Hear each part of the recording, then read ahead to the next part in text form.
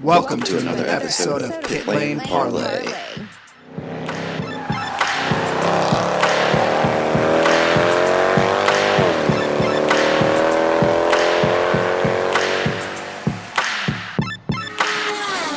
Welcome to another episode of Pit Lane Parlay. My name is host Mike Jokum. Jess, Matt, and special guest Josh Blackburn join me this evening. Before we dive into everything, obviously this episode again brought to you by gripmat.com, the world's first flexible non-slip tool mat. Use promo code PLP10 on their website for 10% off.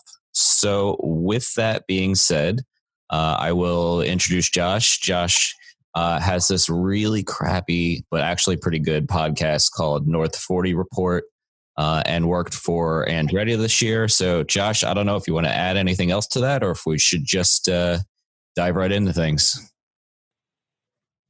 We can just dive right into things. Let's do it. First up is a fan question. Actually, probably Josh might have a good answer on this one here from Patreon member Mark Van Niekerk, using Alex Rossi as an example. When a team has, multiple cars, in this case, 4 cars for Andretti this year, does Andretti pull resources to help support Alex Rossi when he's fighting for a championship? Well, can you say that question again? I want to make sure I got it right. So in a championship battle, will Michael Andretti and co. pull resources to help Rossi, whether it be engineering or crew guys or what have you, to help Rossi fight for a championship? If you want me to answer first, I'll go ahead and do that. And, what I noticed was obviously a lot of the head focus was on Rossi, of course, but it kind of was like a business as usual is what it felt like. And also, like the last race, we had Connor Daly, so technically we could kind of spread ourselves even more, and which some of us we didn't really understand. I mean, we kind of understood why we were doing it, but we didn't. It was like, this is a bad time to be putting a 5th car out here because it just seemed to be stretching things a little bit. But engineering wise and mechanic wise, it was just it was pretty much business as usual. And Jess and Matt, any thoughts or opinions on the topic? Should a team maybe pull some more resources to help a Alex Rossi or somebody contending for the championship? I mean, I guess in the case of Andretti Autosport, it would probably make sense to. I mean, they have so many resources and anything to really help win the championship in a, we'll say, morally correct way. And so I think putting different crew guys on his team and whatnot is definitely one of the ways to do it versus having, one of his teammates go out there and cause a deliberate yellow to get him to the front. So I think in that sense, I don't see anything wrong with it. And if they do intend to do that, then I think more power to them. I don't necessarily see anything wrong with it per se, but I kind of see the other side of what you just said, bringing people over to kind of fill out the team or whatever might actually be negative because the team has, been cohesive all season and they have their positions down and know what to do, when, and where they're going to be. And so bringing somebody into the mix late in the season might actually be, kind of a downfall. Yeah, I think all good points there. And I think I would agree with Jess. So we will continue on. And I'll also put another thing on there too is, all right, the engineers, I'm already forgetting his name, but the engineers on Rossi's car, they're the best on the team anyway. So it really isn't going to add, this is going to bother me not remembering the head engineer for that. What was Jeremy that again? Millis? Jeremy Miles. Yeah. He, he's one of the best engineers I've ever been around anyway. So like we did a full 2 or 3 days on a shaker rig before going out there. And like I say, engineering wise, you're not going to get too much more help if you're bringing over the guys that are on Zach Veach's car, to figure stuff out. So I don't know if that adds anything to it, but like I said, it's the best in the business with that car already. So it's almost like too many cooks in the kitchen. It kind of seemed like if you were to add anything else. So I like it. Well, we will continue on with the next point here. I'll turn it over to Matt. Yeah, and Josh, just real quick, I really appreciate you coming on. Thanks for your time tonight. It's really nice having you on. I appreciate you guys bringing me on. I would like to defend my podcast for a second, since you guys already called it super horrible. But we haven't recorded an episode per se since the season. I get a little busy, but we should be recording sometime here in the next few weeks. And you guys do a really good job of straight news and kind of like reviewing facts and like reviewing the season. And what I try and do is more of like interviewing people that are in the business and telling them their specific stories. Because when I was growing up, like going to IUPUI, I live here in Indianapolis. When I was at IUPUI going to college, all I knew how to get into the sport was either a mechanic or an engineer. You guys probably know this too. You guys have probably seen so many different sides of the business and, different ways of being in racing without actually having to be like a mechanic or doing something on the team, that I wish I knew that stuff going in, to where like, I'm not a smart engineer. I don't know how to do this. So it would have been great to like hear someone's story and say, hey, you don't have to be an engineer to be in IndyCar, or you don't actually have to be on an IndyCar team to be in the sport. You can work in marketing and be in that stuff. So that's kind of like what we try and do. It's a little bit of an offshoot from like, just straight up news and stuff. There's already enough. You guys do that. Marshall Pruitt does all that stuff too. And we just kind of do a little bit different stuff. So, but you guys are pretty good with what you do. I mean, I don't fall asleep too quickly. So. Yeah, and as far as Mike's comments on the podcast, sometimes he doesn't speak for Jess and I all the time. So I think that maybe was just he's a big jerk. He's a big jerk. Can we get that on a t-shirt? Is that a thing? Mike's a big jerk. I'll work on that tomorrow. All right. Anyways, one of the main discussion points that we wanted to get to, and this kind of hits into kind of Josh's employer with Andretti Autosport, is some comments that Trevor Carlin came out with this weekend. And this was in an article with David Mulsher of Motorsport. And in essence, I'll kind of paraphrase everything for you guys, is that Carlin basically came out and warned Jay Fry, apparently at Laguna Seca, that the big team's expanding. And to recap, Ganassi's moving to 3, possibly 4 cars. Andretti Autosport's expanding. There's the possibility of Rahal Letterman adding a new team or a new entry. I know they're not one of the big 3. But with these big teams expanding, Carlin's arguing that the smaller teams will have harder times getting good results, attracting sponsors, and basically be a hindrance to these smaller teams. So we'll start out with our guest of honor, Josh. What are your overall thoughts about what Trevor Carlin had to say? First of all, can I get that on a t-shirt? Guest of honor, Josh. No, I was actually, when I was going through your guys' rundown of what you were going through, I actually hadn't heard those comments yet, and it was, that was interesting. Personally, I think there's a lot of truth to that, but what are you going to do about it? If Andretti, they have a lot of money, they have a lot of resources, and I mean, the Colton Herta Harding car was basically an Andretti car all year long, and now it's basically just moving into the shop that they were running out of. I understand why it's a problem for the small teams, because the shock problem or the shock programs are pretty much the only thing that separate the teams right now, which is a little bit disappointing since it's like just one major thing that you're spending six figures on a year. But how are you gonna tell Andretti or Penske or Ganassi, no, you can't have more than two or three cars? Where are those teams gonna come from? Because it's so much easier to just add a car to Andretti versus, okay, there's another like Juncos, have another a team like Juncos come up. Then you have to build a whole new shop. You have to buy the new trucks. There's so much resources that you need just to get started. And that's even before figuring out what kind of shock program you're going to do.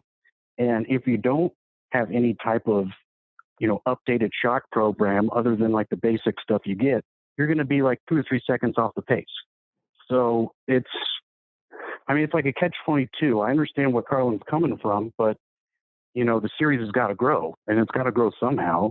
And at some point, if you get like 6 or 7 cars in Andretti, he's going to farm 2 or 3 of those out and be like, hey, you can be like our B team or whatever. And just kind of like what Ganassi did with Ray Hall. And remember when he had he had the 2 Target cars, and then he had Ray Hall and I think it was Jay Howard or something was the farm team. Oh, it was a Charlie Kimball. Charlie Kimball and Ray Hall were like the little farm team for him. So, I don't know what you guys think, but yeah, with everything being so expensive nowadays, it makes sense that you can't tell a team not to expand, because where's that car going to come from? Yeah, you raise a lot of very good points there, and I read the article, and my gut says, well, if you want to beat the best teams, work harder and become one of the best teams. And Carlin definitely has a good track record throughout Europe in the F2s and F3s and whatnot. And I think it's I think they expected to be better quicker than they are, and they're trying to maybe cover their butts a little bit. But I don't completely agree with it. I don't think bigger teams are necessarily bad for IndyCar, and I don't think it's going to hold back a new team from joining either.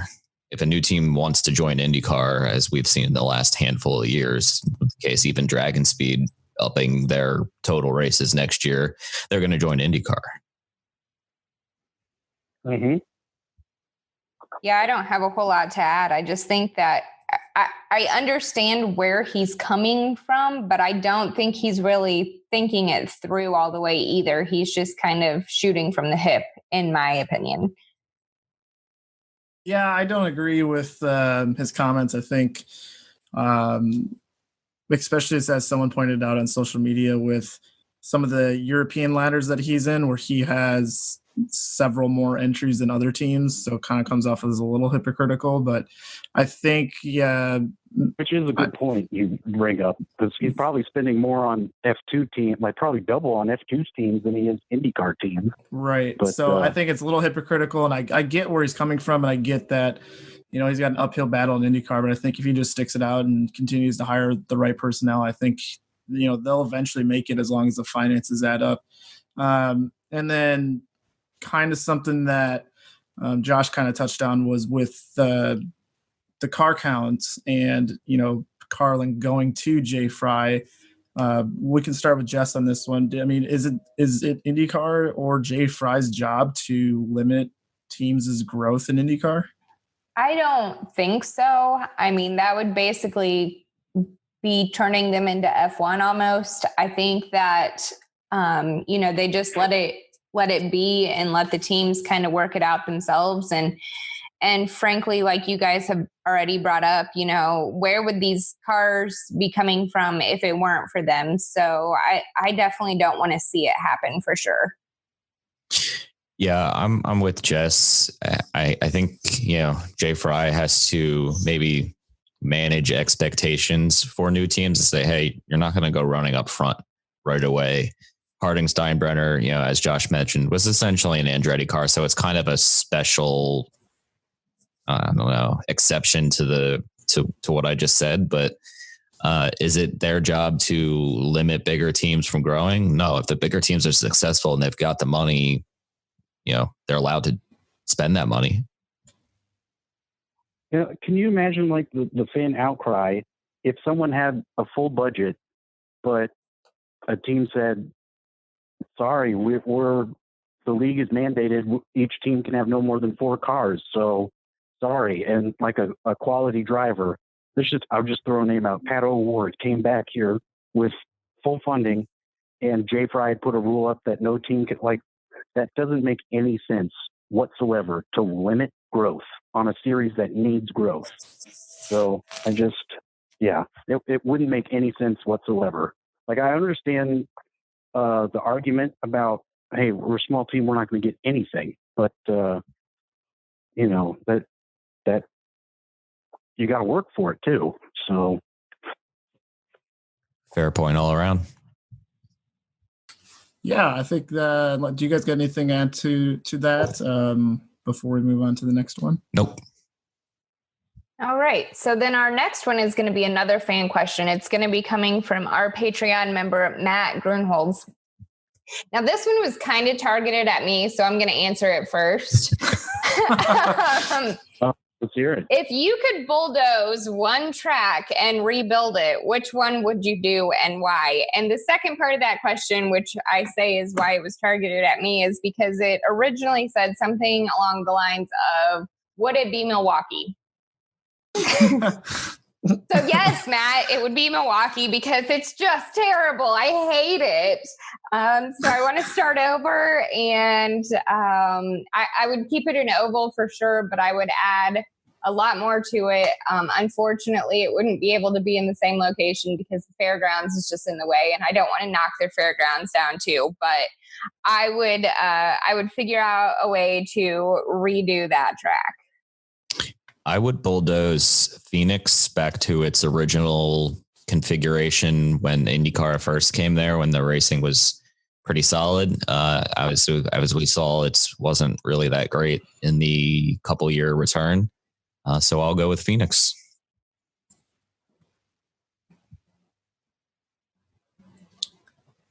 Mike, you can. Go ahead, Josh. You guys go. You guys can go ahead. I need to think a little bit more about this one. Well, my serious answer would be Texas for the same reason that Mike said. I think turn 1 and turn 2 is just doesn't really work for me anymore. I think it's made the track worse for sure. My non-serious one would be NOLA, just so that they can go back and redo the drainage system that they've so messed up with the one race they held in 2015.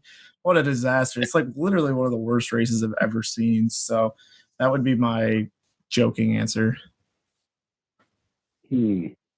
Well, and that is just a club track. So I mean, I was actually surprised that they even went there to begin with, just because there really isn't very much infrastructure around there. But I mean, the track layout there wasn't too bad. But yeah, if it started raining and everything just puddled on the track, it's not very good. It rains in Louisiana? Nah, never.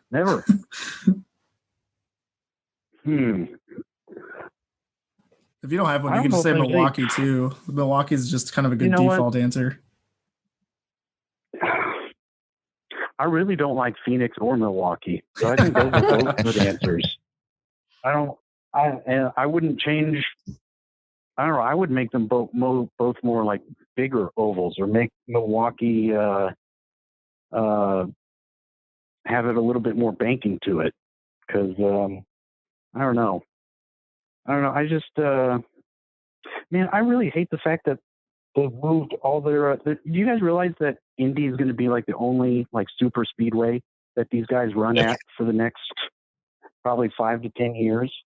Like, we should be at Michigan. They should be at stuff like Kentucky.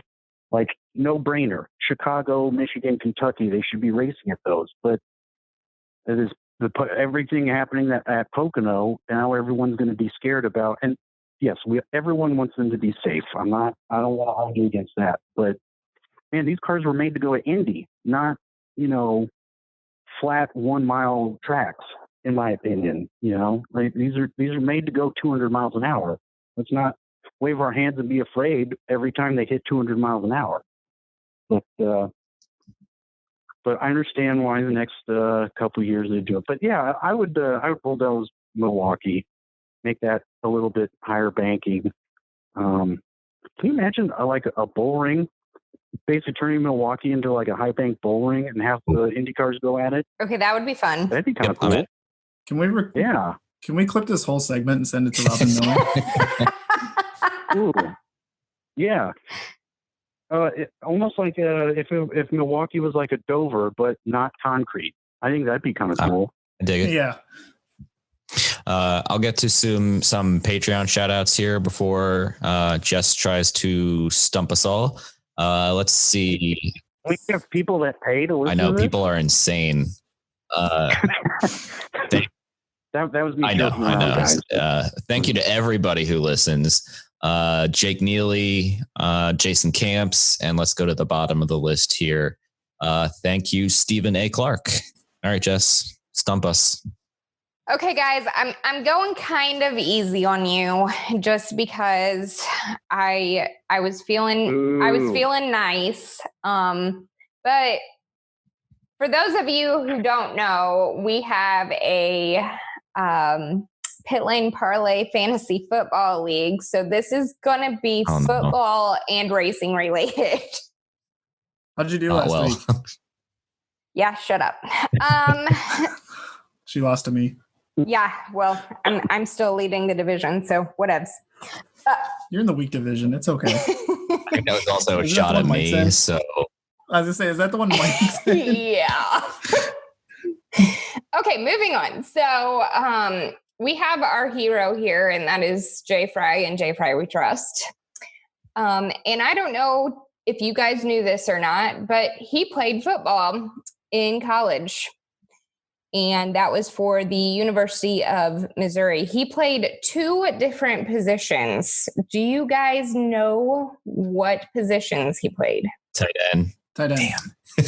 Okay, that's one. Jesus, how the hell do you guys know that? He tweets about it a lot. Oh. I'm going to say, because I don't think they would have him play 2 offensive positions. End. So I will say outside linebacker. What did you say, Mike? Defensive end. Negative. So. Okay, hold on. Oh, hey, wait, hold on a second. Sorry, we're just like not giving Josh a chance. Typical. Yeah. Got to give your guest of honor a chance. So he played tight end on offense, is what you guys said, right? Yes. All right. So yeah, he's got to be a linebacker or something. If he's that tight end, I'll say middle linebacker. Negative. Ooh, am I really going to stump you on an easy one, guys? Quarterback. It's not easy. Nope. Jay Fry as quarterback. I mean, God bless him, but I don't see that happening. He's strong safety. Nope. Right tackle. Nope. Oh, Well, maybe it could have been right, I guess. Oh, was he left he tackle? Was an offensive tackle. It doesn't say right or left. Oh, there we go. That's a winner for me. We'll take it. Close enough. We love Jay Fry. And you know what? I take that back. Jay Fry could be an excellent quarterback of any football team. Go ahead, Matt. All right. We got another fan question here. This is from our buddy George. Appreciate you, George, as always. He wants to know kind of from our point of view, and this doesn't necessarily, because the question is phrased as a media member, but either just as a fan, crew person. I know Josh works for Andretti Autosport, or for us in the media. What is the most physically exhausting track from your point of view? I'll let Josh go first on this one. Well, to drive out to, because my main job is a truck driver. To drive out, obviously, is Laguna, because that's like 30 hours of driving. But I don't want to say exhausting, but Mid-Ohio, and actually it was better this year, but I don't think they had updated like their bathrooms or anything since 1965 or something. And I hated being there. I hated it. But I think they did a little bit of updating this year. But that would be my answer, because like their bathrooms and everything was always like holes in the ground. It was awful. I'm going to go with Circuit of the Americas, walking from the media center out to the fan zone where the autograph session / live show is. We underestimated how long it would take to walk. And it would be me, Mike Knapp, and my lovely wife who joined us for the weekend. It was a 25-minute walk because there's not really too many places there that you can kind of cross the track. There's only like one or two places, and they're not really ideal locations. So that was one where every day I got home and I was falling asleep eating dinner. So it was that was pretty rough, but beautiful place. I will go next, and I am going to say Indianapolis. And even if we don't do the whole month, because I work a normal job and I also do all of this stuff. So it's basically like working 2 full-time jobs. I am going to say just race day. I wake up at, what did we get up? Like 3 a.m., Mike? Oh, man. It was like 3 a.m. and we got home at like 8 p.m. Roughly. I was going to say it was 8 or 9 o'clock at night. So it's just a very long day. And then you add in the emotions that it's Indianapolis and everything that goes with it. And it's just very tiring. I'll echo what Jess said with Indianapolis. And just from a fan point of view, I mean, every time my parents and I go, we stay in a hotel. I never sleep well in hotels. Then we get up at 5:30 a.m. to beat traffic. And then by the time we sit down for the race, we're melting into our seat because it's always ungodly hot every time we go. And, all 300,000 other people around us are sweating and hot. And then we go home after the race and drive, whatever it is, 10 hours back to Minnesota. And it's just, it's so much fun. I would never miss it for the world if things worked out. Obviously, I'd try to go every year, but it is quite an exhausting trip all day, and then just getting back to Minnesota as well. Fair point. All right, so it's time for our secret host question here. Since we didn't do a typical Jess Joker lap, my question is not. It's a super duper secret host question. Sorry. It's not super duper secret serious, but it is a little bit of fun, but some serious notes, kind of some silly season mixed in with this here. So which of these 3 things is most likely in 2020? Dragon Speed Racing having visa issues again, Dreyer and Reinbold running more than Indianapolis, or a rookie winning a race in 2020? I mean, now, I'll go ahead and say... go ahead, Josh. Can I ask real quick, what exactly were the visa problems with Dragon Speed? Like, what happened with that? Because that sounds like a funny story. It seems like a Jess answer. Yeah, go ahead, here. Jess. Oh, how many times? So Dragon Speed was supposed to run more races this year.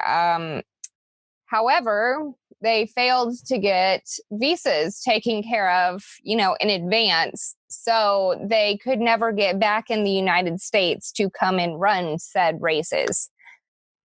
Oh, yeah, that's a problem. Mm-hmm. Yep. And that is a problem. And I will say that is a problem actually with every team going into Canada, because any truck driver has any type of record or anything on their report, like a DUI or something, they're not going to be able to get across the border. And there's always like one truckie that gets stuck at the border, and someone has to call in like some like Indy Lights crew guy to come get the truck and help them out. But yeah, that's a common problem actually. So. All right, so I'm ready for these answers.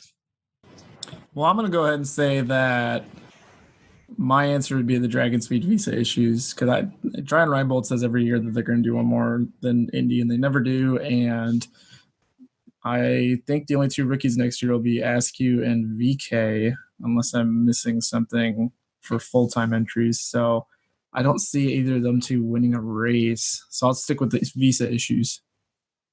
Oh, man.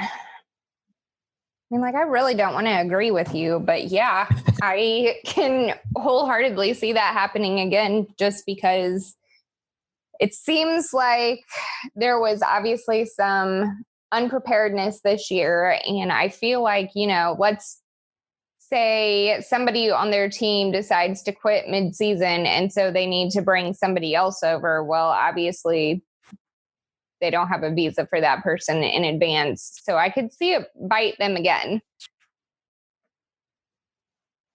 All right, Josh, it's all up to you. Now they haven't announced who, like where some of these, like Oliver Askew and these guys are going to be going, correct, right? I don't think they. Yep. But man, I would like to say that, just because, man, did any of you think Fantino Ferrucci would be anywhere close to winning a race this past year? And there's a couple times he was in the top 5. And I really just don't want to agree with you guys, because I don't want to.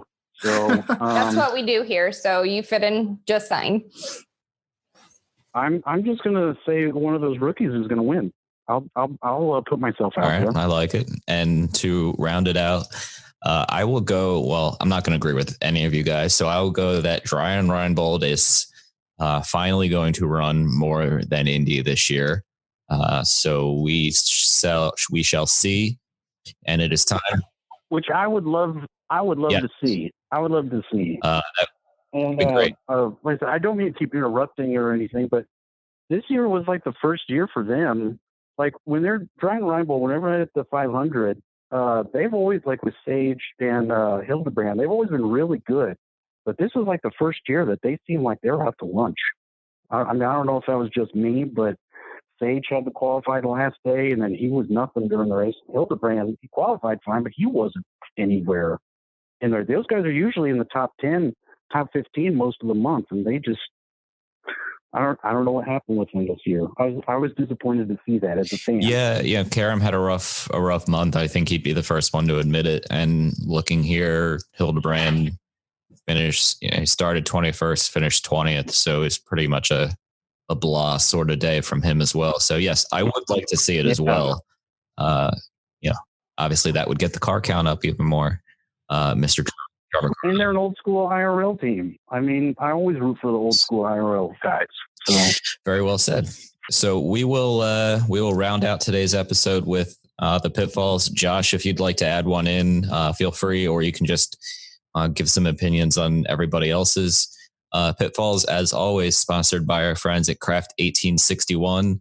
You go to craft1861.com. You can get any sort of CBD product you want. Promo code PLP40 will get you 40% off. So I'm going to start it out here because I found this about 15 minutes before we started recording. I'm going to pick on my pals at Williams Racing again. Last week, I think this article came out almost 2 weeks ago now, that Robert Kubica was surprised that they didn't have more issues with their lack of spare parts 20 races or 18 races into the season. They claimed back in March that they had a lack of spare parts. So 6 months later, they still don't have any spare parts. So if you get into an accident, you have some wing damage, you just have to retire the car. I mean, this team is being horribly mismanaged all year. And this is just another example of that. I really wanted to pitfall Rich Energy, but I couldn't find anything. Just thought it would be fun to do. But yeah, I mean, Williams, not having spare parts at the test was bad enough, but not making spare parts for the season is also equally as embarrassing. So, anybody have any opinion, or we can move on to somebody else? Well, I feel like Jess is going to make like a whittling I was joke getting here. ready to say, I just feel there's still someone whittling parts in the background. Can they fire their head whittler? Is that the problem with their team at this point? I mean, I don't know. I mean, in their defense, now I don't know what's being managed over there or not, but the car is. There's no point in putting any more money in the car. So hopefully what they've just been doing is putting all their money into next year's car. Because, what was Kubica going to do anyway? I mean, he's going to get 19th or 20th. So just run him without the wings at this point. Just who cares if he crashes? Yes, so I don't know. Maybe they should just fire their head whittler. He's obviously not keeping up with productivity demands. But the thing is, whittling takes a while, so maybe they just need to hire another whittler. The poor guy is probably just sitting at home watching practice, and Kubica nicks the wall, and he's like, dang it, back to the shop for 14 hours. Have you guys watched the Netflix series of the the reviewing of F1 season? All these teams, they showing they have 400 or 500 employees, and I'm looking at Andretti is a huge team, and there was maybe 100, 150 people altogether. I'm thinking, what the hell does Williams need 600 employees for? Whittler one, I'm just Whittler two, Whittler three. Yes, if they're all whittling, yeah. I mean, if they're all whittling stuff, yeah, it does take time. But man, that's an awful lot of wasted, almost in my head, wasted expenses for. I mean, you don't need 3 people to put on stickers. And let's see. Do you guys have Amazon Prime? Yeah. I just got Amazon Prime, so I watched that Grand Prix driver. The series that showed the McLaren, the disaster McLaren season. Yeah. And they're doing the engine, they're doing the first engine test at the shop, and they're still finishing building the stuff. They've got 8 middle managers all standing around watching, the 4 or 5 mechanics working on the stuff. And I'm like, I think I see a wasted money pit going on right here. They're all well, it's going to be a late night tonight. I'm thinking, you're not doing anything. You're just sitting there watching the real people working. What? I don't know.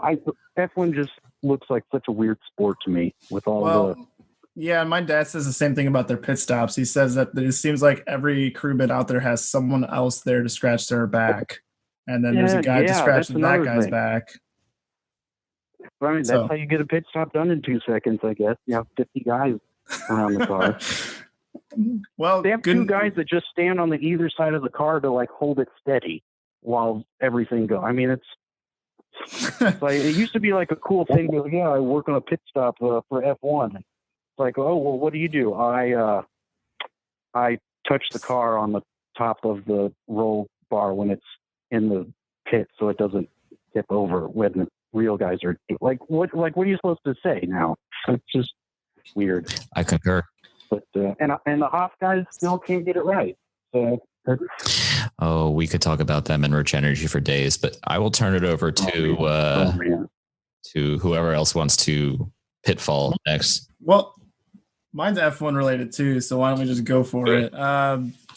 Renault got busted for their Japanese Grand Prix results because their cars were deemed illegal because they had basically something in their car to automatically adjust the brake bias, which is definitely highly frowned upon. And the reason I'm pitfalling them is I'm not quite sure how they thought they would get away with that. That's not really something like easy to hide. I mean, if you look at their onboard, unless they're acting like the drivers are acting the entire race by sticking their hand out and looking like they're adjusting their brake bias. I mean, if the telemetry shows that brake bias is being adjusted and you look at the driver and both of his hands are on the steering wheel, that's kind of a dead giveaway that there's probably something fishy happening. So that kind of seems like something maybe that happened in Formula One of yesteryear. That kind of seems like a trick Ferrari would have done like 20 years ago. But to try to do that this day and age, especially with social media that can point things out really easily and things like that, kind of a stupid idea if you ask me. And also, if you're going to cheat to like win, not cheat to get 12th. I mean, I can't argue that. But actually, when I first read about that, I was like, well, it's actually kind of a cool technology that they have. That sounds pretty awesome. I'm thinking, how soon is it before like they just record, like they just get a Delta lap where they record, the throttle positions and stuff, and just basically the driver just sits there and steers as the car will just brake by itself and put on the throttle by itself. But it's kind of interesting. But yeah, how are you supposed to like hide that? They didn't seem like they did a good job of that. They definitely did not. And also, yeah, if you cheat, you better get a top 5 instead of like a 12th or 11th. That doesn't seem useful. I agree. I think it's Jess's turn. It is, and mine is not F1 related. So I'm going to give you one guess as to what it is related to. Cheese. Not cheese. You failed miserably. Is it Gordon Ramsay? Negative, but I did see a picture of his kid today, and it was kind of funny. Anyways. That's so random. Well, his kid looks like he was getting ready to scream at somebody for not cooking something right. So it was funny. Anywho, mine is related to NASCAR, but the Xfinity Series this time. So last weekend, 2 drivers, Cole Custer and Tyler Reddick, decided that they were going to have a little fight after the race. The reason I kind of hesitated to say fight is because I have to put fight in quotation marks here, because when they approached each other and started screaming, which is, normal, they went for the hats. They knocked each other's hats off, guys. And then they pretty much got pulled apart directly after. And, they kept both trying to go back. But it was not exactly what I would call like a knockdown drag out. But everybody acted as if it was. I watched like a solid minute and a half of video. I never saw any actual physical contact other than the hats getting knocked off.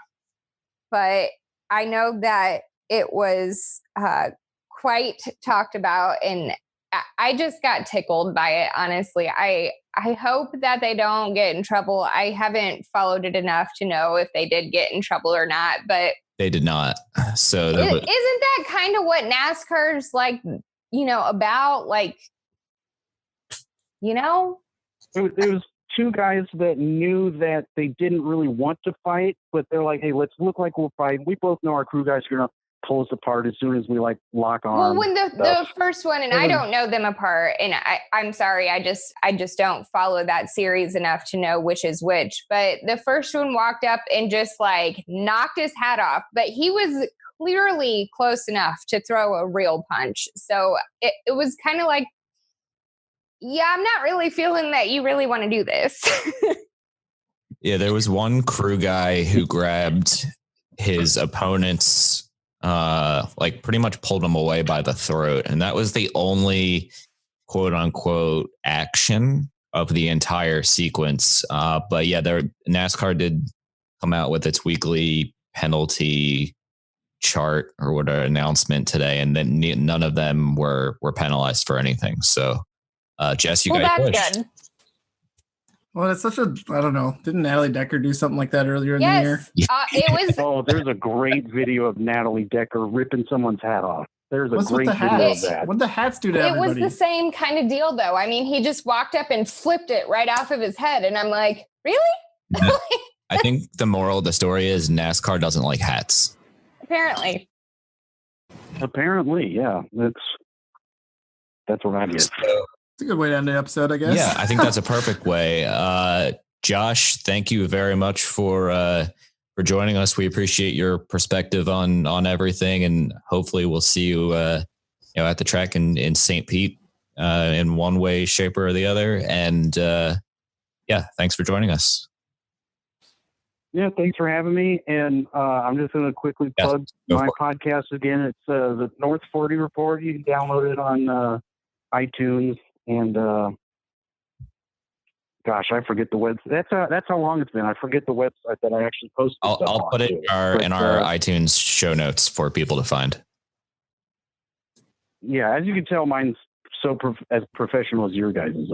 Hey, you said we were professional. That is definitely getting a sound bite out of it and going on YouTube.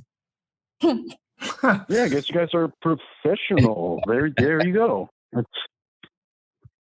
But yes, I appreciate you guys having me, and hopefully I'll be seeing you guys out there too. We absolutely enjoy the off season, and you'll be doing a couple things. So, with that, Jess, why don't you go ahead and sign us off? And guys, keep your lug nuts tight.